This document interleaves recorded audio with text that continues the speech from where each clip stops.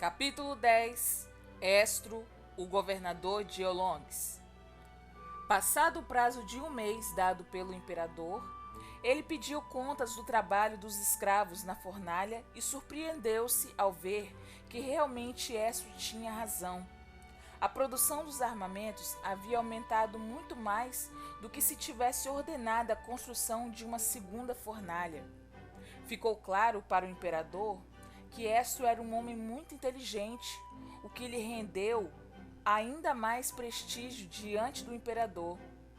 Vendo o potencial de Estro, o imperador deu ordens para que Estro aprendesse as artes da guerra e tudo mais quando ele quisesse saber. Estro, então, começou a se especializar em lutas de espadas, e com muito suor e esforço, seu corpo começou a ganhar formas de guerreiro. Apesar de nunca ter lutado, ele, com sua capacidade extraordinária de absorver conhecimento, com muita rapidez conseguia fazer coisas inacreditáveis. Aprendia os ataques e inovava. Criava seus próprios métodos de lutar. Ao passar de 2 anos, entregando-se totalmente ao militarismo e ao treino, ele aprendeu todas as técnicas de espadas, lança, punhal, arco, massa, chicote, escudo e tudo quanto soldados de Olongues tinha para lhe ensinar. Assim, o tempo ia passando e já estavam indo para o 6º ano que eles estavam ali com os Yolongues. E apesar de ter melhorado a sua vida e a de seus amigos, ele queria ainda mais. Ele queria a liberdade de seu povo. Sua motivação era a esperança de que tudo correria bem no seu devido momento. Nesse período, alguns de seus amigos mudaram um pouco a visão que tinham de Estro como traidor.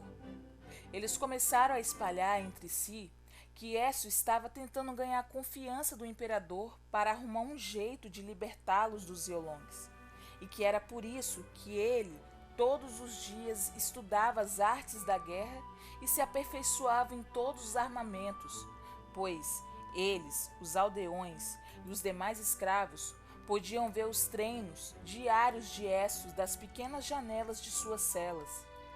Estro às vezes treinava dia e noite até atingir a perfeição de seus golpes. Um certo dia, o imperador convocou todo o povo para um banquete, com o intuito de comemorar seu aniversário de 242 anos. Nesse dia, ninguém iria trabalhar, a cidade iria parar, até os ex-escravos, agora trabalhadores dos Yolongues, iriam descansar e poderiam comer do banquete. As mulheres ajudaram a fazer e organizar o banquete. Esse dia era um sábado. Muita música, muito vinho e muitos espetáculos sem ninguém com armas para proteção, exceto Estro, que levou um arco para demonstrar ao imperador como ele era preciso em sua mira. Isso como parte de um espetáculo. Estro tinha consigo uma única flecha e com ela ele deveria atirar entre 3 anéis, acertar um pequeno alvo que estava muito distante. O imperador e seus generais duvidaram que tal coisa poderia ser possível e que seria o último espetáculo. Depois de muitas horas de comemoração, quase todos já haviam bebido à vontade. Alguns já estavam bêbados a ponto de não se aguentarem de pé, menos Estro, que tinha que estar sóbrio para fazer seu número. Foi quando 2 homens se aproximaram e disseram que iriam apresentar seu número. Pediram para que todos se afastassem e com 2 barras de ferro começaram a fazer malabarismos espetaculares. Vendo isso, o imperador ficava cada vez mais abismado com os movimentos daqueles homens, com a perfeição que aqueles movimentos eram realizados. Foi quando um deles anunciou o número final. Um deles ficou de pé, parado de costas, um para o outro, enquanto seu parceiro foi até o imperador. Chegando até o aniversariante, diz: "Meu senhor, aqui e agora será apresentado o número final, o qual todos lembrarão para sempre." Fez um balanço das barras de ferro, que se formaram uma lança, e colocou no pescoço do imperador, e dizendo: "Se alguém se mover, eu matarei o imperador. Pego de surpresa, o velho monarca não foi capaz de manter a altivez e indagou: o que querem de mim? Ouro? Fama? Eu lhes darei. Desdenhando da proposta do imperador, o criminoso disse: não, senhor, eu sou Estraudre, filho de Irlato, e o meu companheiro é Priston, filho de Sei.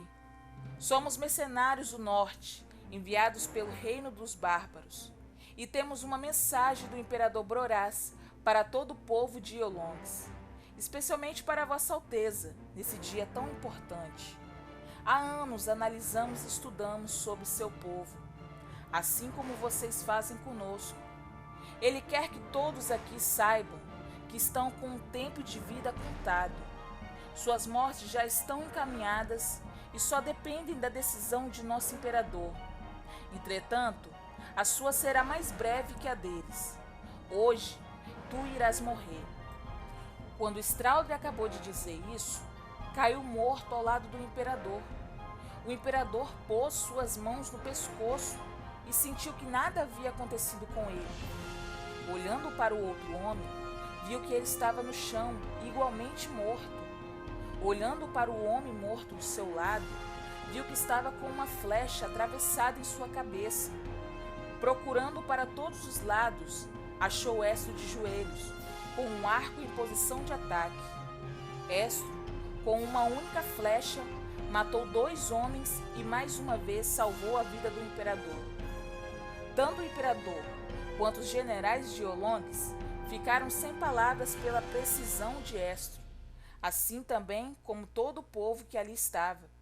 Todos sentiram uma profunda admiração e reconheceram que Estro era o herói de Iolongs.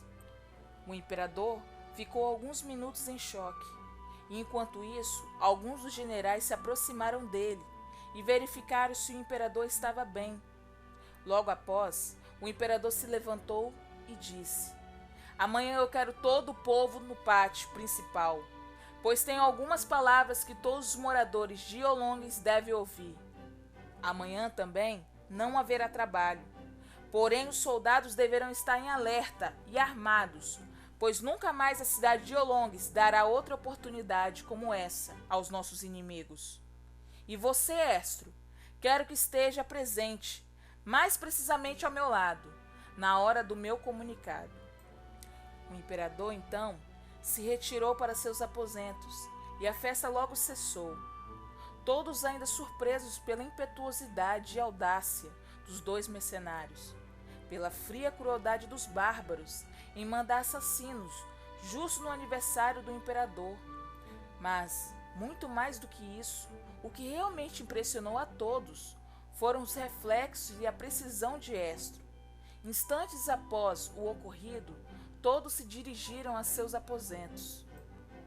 No dia seguinte, já com todos reunidos no pátio, o imperador levantou-se e disse: eu, imperador Aldebar de Iolongs, acrescento hoje nas escrituras das leis de Iolongs que todo sábado ninguém sob os meus domínios trabalhará, exceto os soldados, pois lembrarei e farei que todos se lembrem que em um sábado o imperador de Iolongs foi salvo no seu aniversário diante de todos os olhos da cidade de Iolongs. É que a cidade de Iolongs conheceu um grande herói, um homem que, apesar de ser novo, provou seu valor e com isso nossa cidade ganhou um herói, o herói Estro.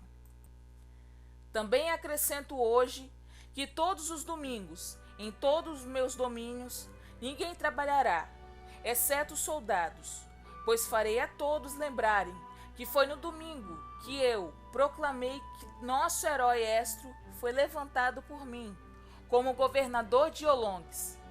Todos deverão seguir suas ordens, pois pela segunda vez ele salvou minha vida. Com isso, eu confio minha vida a ele, e em todos e em tudo ele mandará, só ficando em hierarquia abaixo de mim.